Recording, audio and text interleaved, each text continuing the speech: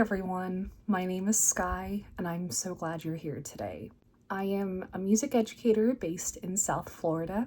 I currently teach high school music, band, choir, and orchestra, and I'm going to be discussing a topic that unfortunately many music educators can relate to, and that is the feeling of burnout.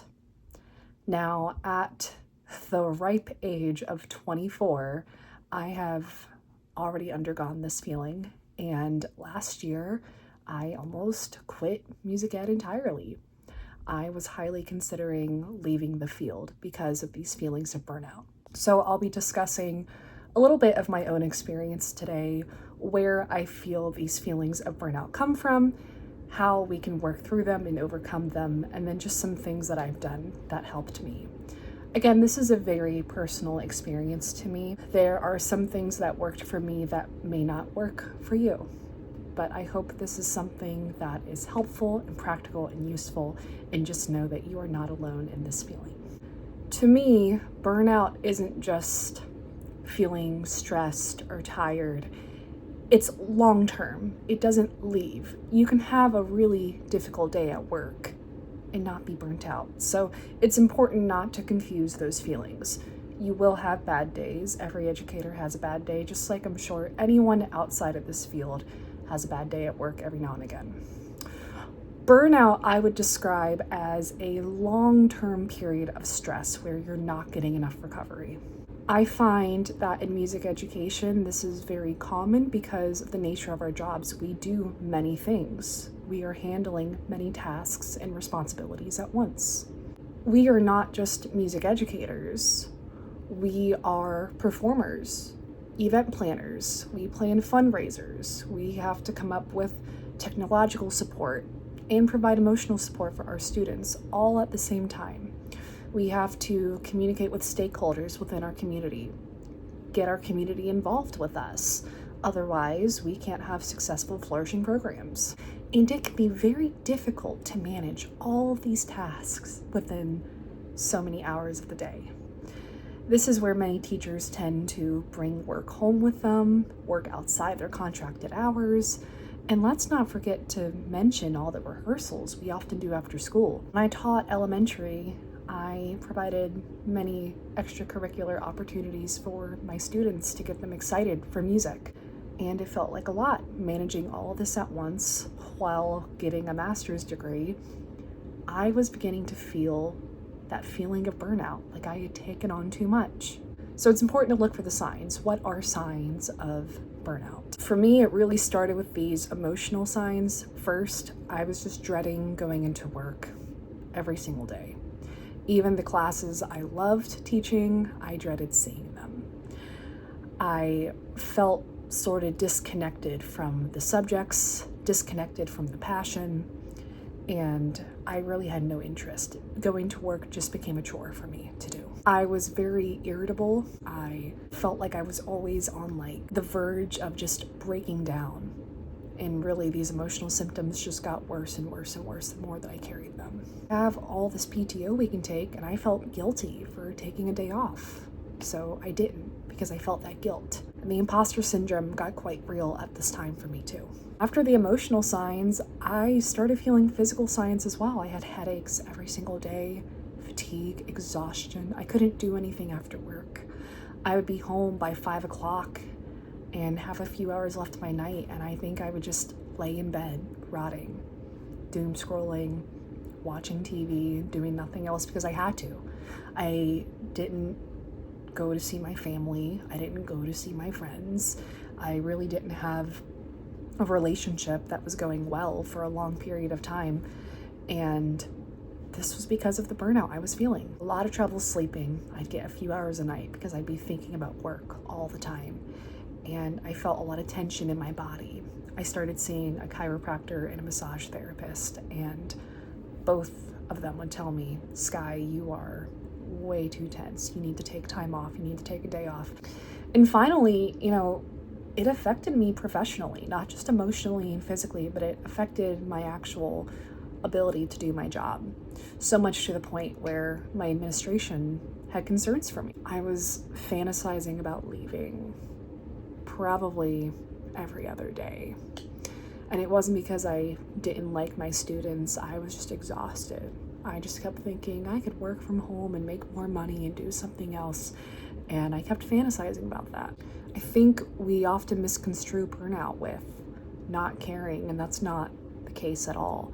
For me, it put me in a very serious period of having imposter syndrome and feeling like I didn't belong in this field, because why would I be feeling this way if I did? I think we tend to care a lot about our jobs, maybe care, dare I say, too much, and it causes us to have these feelings of burnout. So those were things I felt. Now, why was I feeling this way? Why do music teachers feel burnout in this way? I think it simply comes down to we take on too many roles, and that's just something we really need to try and manage. We're expected to do the work of multiple people, often with little support. To work through that, I started asking for help and accepting help as well.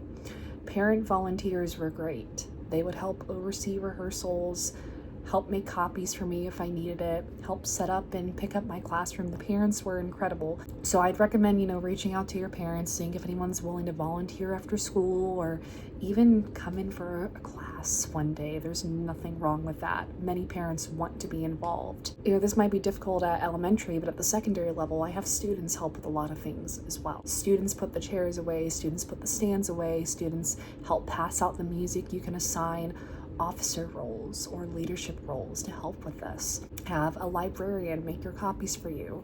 Have a president or a vice president be in charge of communicating things through band apps, through Remind, through GroupMe, whatever you might use.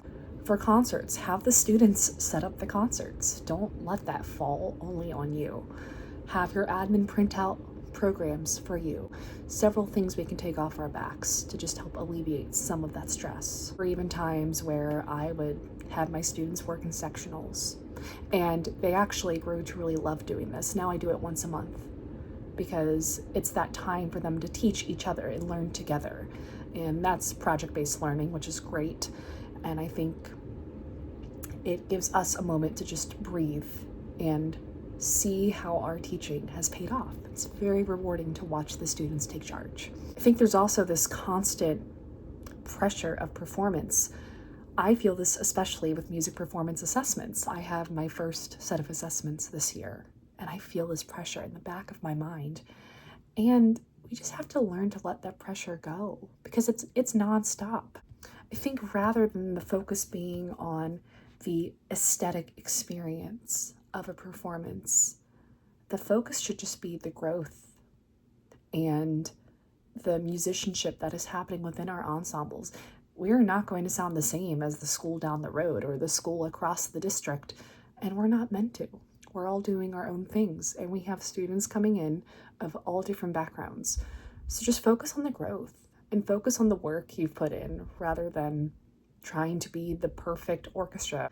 I think another problem that we're finding, and I don't really know the full solution to this myself, but many of us have very limited resources with our programs.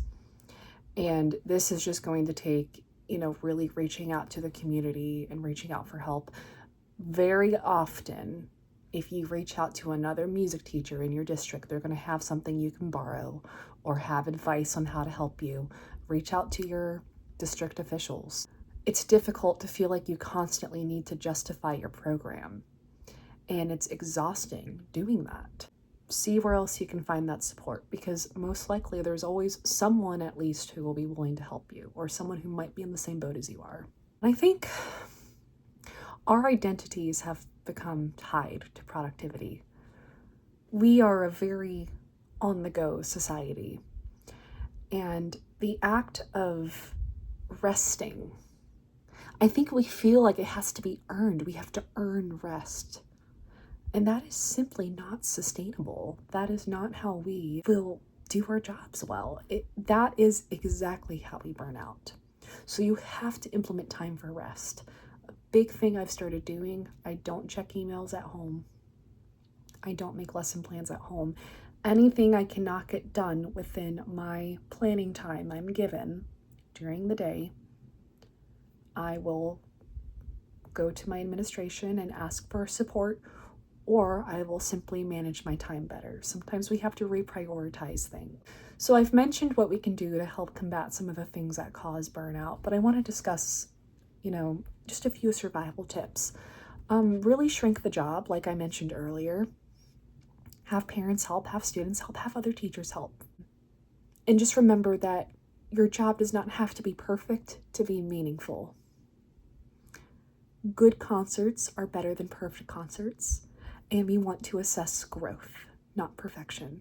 Perfection is very hard to come by. I don't think we'll ever come by that. Set boundaries for yourself. Again, even as simple as not answering emails at night will go a long way. You're allowed to say no, so do it. They don't make you a bad teacher. If you set boundaries, I think it'll help you become a better teacher, actually. And find community. Find community. Burnout thrives in isolation, and so does imposter syndrome. But if you find that sense of community, you'll feel more support, and feeling that support will really, really help you feel positive about your job again. And I think we need to just redefine our success. Some years are going to be growth years. Others are going to be survival years. Both matter and both are important. Just remember you're doing a great job. Don't compare yourself too often with others. I hope that sharing some of my experience could help teachers who are feeling burnout maybe feel a little less alone. I hope these tips can truly help you.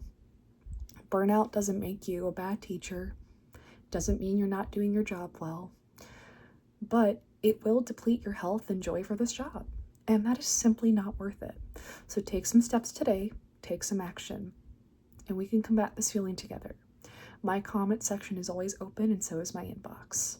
If this helped you, please let me know in the comments, and if you have any great pieces of advice for burnout, please feel free to comment those as well.